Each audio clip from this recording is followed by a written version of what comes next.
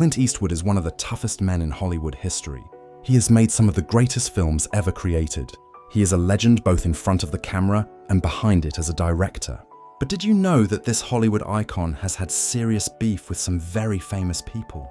Today, I am revealing the actors and celebrities that Clint Eastwood truly hated more than anyone else. Number 1 will absolutely blow your mind because this person was supposed to be his friend and mentor. Before we dive into video, please subscribe our channel. Clint Eastwood built his entire career on playing tough guys who do not take nonsense from anyone. From his early days as the man with no name in the spaghetti westerns, to Dirty Harry, to his later work as an Oscar-winning director, Eastwood has always projected strength and independence. But that tough guy persona is not just an act. In real life, Clint Eastwood is just as strong, willed, and just as unwilling to compromise as the characters he plays on screen. Throughout his long career spanning more than 6 decades, Eastwood has worked with hundreds of actors and filmmakers. Most of those relationships were professional and respectful, but some of them went very, very wrong. When Clint Eastwood has a problem with someone, he does not hide it. He does not play political games. He does not pretend everything is fine when it is not. He will cut people out of his life completely. He will refuse to work with them ever again. And in some cases, he will make sure everyone knows exactly how he feels. Today, we are counting down the 5 people who got on Clint Eastwood's bad side. These are not minor disagreements. These are serious conflicts that in some cases lasted for years or even decades. Some of these feuds cost people their careers. Some of them destroyed friendships. All of them reveal a side of Clint Eastwood that the public rarely gets to see. Number 5 is Michael J. Fox. This one surprises a lot of people because Michael J. Fox seems like one of the nicest guys in Hollywood. He is beloved by audiences around the world. He was the star of Back to the Future and Family Ties. He has handled his Parkinson's disease diagnosis with incredible grace and courage. He seems like someone who would get along with everybody. But Clint Eastwood had a problem with Michael J. Fox, and it all came down to politics. You see, Clint Eastwood is famously conservative in his political views. He has supported Republican candidates for decades. He even spoke at the Republican National Convention. He believes in small government and personal responsibility and traditional American values. Michael J. Fox, meanwhile, became very politically active on the opposite side. He campaigned hard for Democratic candidates. He became especially vocal about stem cell research because of his own medical condition. He appeared in political advertisements supporting Democrats who favored stem cell research funding. Clint Eastwood saw Fox's political activism as naive and misguided. He felt that Fox was being used by politicians who did not really care about him. He made comments in interviews suggesting that actors should stay out of politics unless they really understand the issues. People in Hollywood understood that he was talking about people like Michael J. Fox. The tension between them became more public when they attended some of the same Hollywood events. They were polite to each other, but it was cold and distant. There was no warmth there at all. Eastwood would barely acknowledge Fox when they were in the same room. What made this situation worse is that other people in Hollywood took sides. Some supported Eastwood's conservative views. Others supported Fox's activism. It created divisions in an industry that tries very hard to present a united front to the public. Michael J. Fox never really responded to Eastwood's criticism directly. He continued his political work and his medical advocacy. But people close to Fox have said that Eastwood's dismissive attitude hurt him. Here was one of the most respected figures in Hollywood, basically saying that Fox should shut up and stay in his lane. The feud between Eastwood and Fox represents a larger divide in Hollywood between conservatives and liberals. But it also shows that Eastwood does not care about being popular or well-liked. He says what he thinks regardless of whether it makes him enemies. Number 4 is Richard Burton. Richard Burton was one of the greatest actors of his generation. He had an amazing voice and incredible stage presence. He was nominated for an Academy Award 7 times. He was married twice to Elizabeth Taylor in one of the most famous relationships in Hollywood history. He was talented and charismatic and successful. But Clint Eastwood thought Richard Burton was a joke. He thought Burton had wasted his talent, and he was not shy about saying so. The conflict between Eastwood and Burton came down to their completely different approaches to their careers and their lives. Clint Eastwood has always been disciplined and professional. He shows up on time. He knows his lines. He does not cause problems on set. He does not drink heavily or party. He takes his work seriously.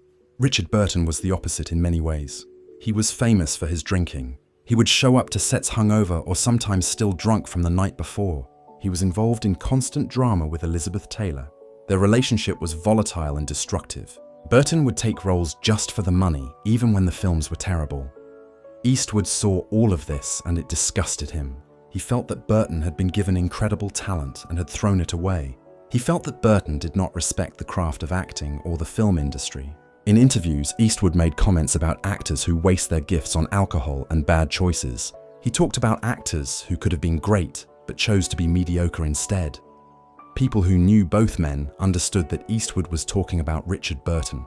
The criticism was harsh, but not entirely unfair.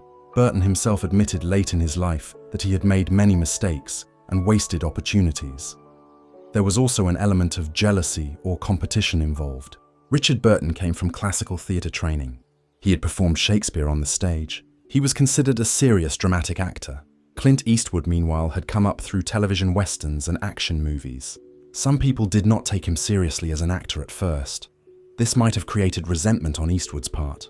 Here was Richard Burton, with all this classical training and all this respect from the theatre world. And what did he do with it? He made mediocre movies and drank himself into an early grave. Meanwhile, Eastwood, who some people looked down on, was actually doing great work and building an incredible career. The two men never worked together, and probably never could have. Their personalities and their philosophies were too different. Eastwood represents discipline and control. Burton represented passion and chaos. They were opposites, and Eastwood clearly had no respect for what Burton represented. Number 3 is Gene Hackman. Now this one is really interesting because Clint Eastwood and Gene Hackman actually worked together. They co-starred in the 1992 film Unforgiven, which Eastwood directed. The film was a masterpiece. It won the Academy Award for Best Picture. Eastwood won for Best Director. Gene Hackman won for Best Supporting Actor. It should have been a wonderful collaboration that both men remembered fondly. But it was not. The experience of making Unforgiven created serious tension between Eastwood and Hackman. And that tension came from their different approaches to acting and filmmaking. Clint Eastwood, as a director, is famous for working very quickly. He does not do many takes. He trusts his actors to be prepared and to deliver their performances efficiently. He believes that the first or second take is usually the best because it is the most spontaneous and honest. He does not like to waste time. He brings his films in under budget and ahead of schedule. Gene Hackman had a different approach. He liked to try different things in different takes. He liked to explore the character and experiment with different line readings and different emotional choices. He wanted to do multiple takes so he could find the best version of each scene. This created immediate conflict on the set of Unforgiven. Hackman would want to do another take, and Eastwood would say, "No, we got it, let's move on." Hackman would try to discuss his character's motivation, and Eastwood would shut down the conversation. Eastwood's attitude was basically show up, know your lines, say them, and let's move on to the next scene. Gene Hackman felt stifled and frustrated by this approach. He felt like Eastwood was not allowing him to do his best work. He felt rushed and dismissed. There were arguments on set that the crew could hear. There was tension that made everyone uncomfortable. Despite all this conflict, the film turned out brilliantly. Gene Hackman's performance as Little Bill Daggett is one of the best of his career. He deserved the Oscar he won, but the experience left a bad taste in his mouth. After Unforgiven wrapped, Gene Hackman and Clint Eastwood never worked together again. They have not been friends. When Hackman retired from acting years later, Eastwood did not reach out to him. When Eastwood has been asked about working with Hackman in interviews, he has been polite but distant. There is clearly no warmth there. What makes this situation sad is that both men are incredible talents. They could have made more great films together, but their personalities and their methods clashed so badly that it was impossible. Eastwood saw Hackman as difficult and overthinking everything.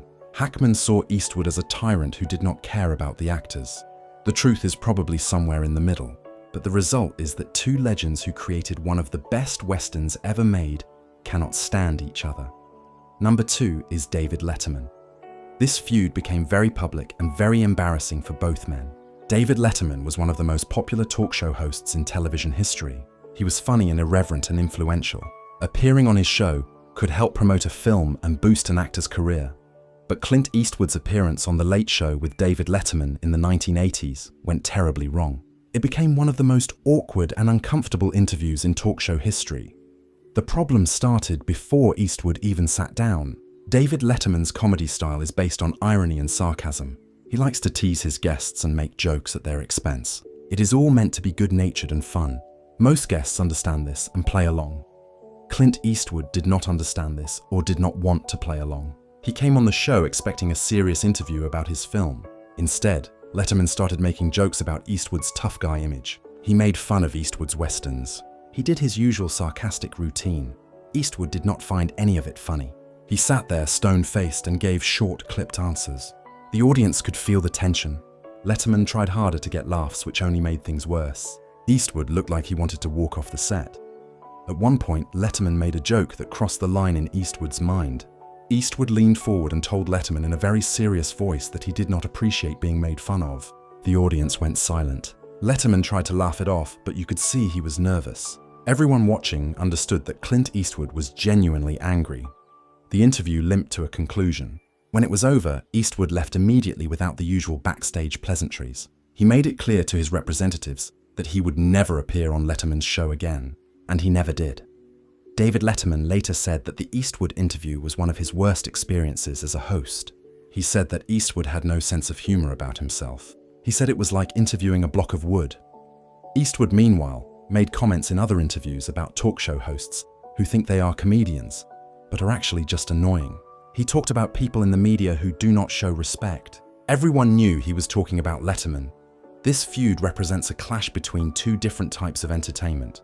Letterman represented irony and postmodern humor. Eastwood represented sincerity and traditional masculinity. They could not find common ground, and the result was disaster. Number 1 is John Wayne. This is the most shocking revelation on this list. John Wayne was Clint Eastwood's predecessor as the king of Hollywood westerns. Wayne was a massive star who dominated the genre for decades. He was an American icon. He represented a certain ideal of masculinity and patriotism. When Clint Eastwood was starting his career, John Wayne was at the peak of his fame and power. You would think that Eastwood would have looked up to Wayne as a role model and mentor. You would think that Wayne would have supported and encouraged the younger actor who was following in his footsteps. But the opposite happened. John Wayne and Clint Eastwood had a rivalry that bordered on genuine hatred. The conflict started in the early 1970s when Clint Eastwood was making westerns that were very different from John Wayne's films. Wayne's westerns were traditional and patriotic and morally clear. The good guys were completely good, and the bad guys were completely bad. The hero always did the right thing. American values always won in the end. Clint Eastwood's westerns were darker and more morally ambiguous. His characters in the Sergio Leone films were not traditional heroes. They were violent and selfish and motivated by money. They existed in a world where there was no clear line between good and evil. These films challenged everything that John Wayne's westerns represented. John Wayne hated these films. He thought they were un-American and nihilistic. He thought they were corrupting the Western genre that he had helped build. He made public statements criticizing the spaghetti westerns and the actors who appeared in them. He did not mention Clint Eastwood by name, but everyone knew who he was talking about. When Eastwood directed and starred in High Plains Drifter in 1973, John Wayne was furious. The film featured a mysterious stranger who might be a ghost or a demon. He helps a town, but also terrorizes them. The film is dark and violent and strange. It is nothing like a traditional John Wayne Western. Wayne reportedly called Eastwood and told him that the film was a disgrace to the Western genre. He said that Eastwood did not understand what Westerns were supposed to be about. He said that Eastwood was destroying everything Wayne had worked to build. Eastwood did not back down. He told Wayne that Westerns needed to evolve. He said that audiences wanted something more complex and more realistic than Wayne's old-fashioned morality tales. He said that Wayne's time had passed, and a new era had begun. This conversation destroyed any chance of these two legends ever being friends. From that point on, they were enemies. They would not speak to each other at industry events. When one of them was honored, the other would not attend. They represented two different visions of what Westerns and what American cinema should be. What makes this feud so significant is that both men were right in some ways. John Wayne's Westerns are classics that still hold up today. They represent a certain ideal that resonates with audiences. But Clint Eastwood was also right that Westerns needed to evolve. His darker, more complex films opened up new possibilities for the genre. But neither man could see the value in what the other was doing. They were too proud and too stubborn. John Wayne died in 1979 and the feud died with him. Eastwood has spoken about Wayne in more generous terms since then. but you can still hear the edge in his voice when Wayne's name comes up. So there you have it. Clint Eastwood is a man who does not compromise and does not forget. He has had serious conflicts with some very famous and powerful people. Whether it was political differences with Michael J. Fox or creative differences with Gene Hackman, or a generational clash with John Wayne Eastwood, always stood his ground. These feuds reveal something important about Clint Eastwood's character. He values honesty over popularity. He values principle over politics. He would rather have enemies than pretend to like people he does not respect. In Hollywood, where everyone tries to be friends with everyone, this makes Eastwood unique. Some people will say that Eastwood was too harsh or too unforgiving. Some will say he should have been more diplomatic. But others will admire his integrity and his refusal to play the Hollywood game. He built one of the most successful careers in film history by being exactly who he is and not apologizing for it. What do you think about these feuds? Was Clint Eastwood right to stand up to John Wayne? Should he have been more understanding with Gene Hackman? Was he too hard on Michael J. Fox? Let me know your thoughts in the comments below. And if you enjoyed this look into the conflicts and controversies of Hollywood's toughest legend, make sure to like this video and subscribe to the channel. There are so many stories about your favorite actors that never make it into the mainstream media. There are feuds and friendships and betrayals happening behind the scenes all the time. And I am here to bring all of those stories to you. Hit that notification bell so you never miss a video. Share this with your friends who love classic Hollywood and Western films. And remember that even legends have enemies. Even the toughest guys in Hollywood have people they cannot stand. Thanks for watching, and I will see you in the next video where we dive even deeper into the secrets and scandals of Hollywood's biggest stars.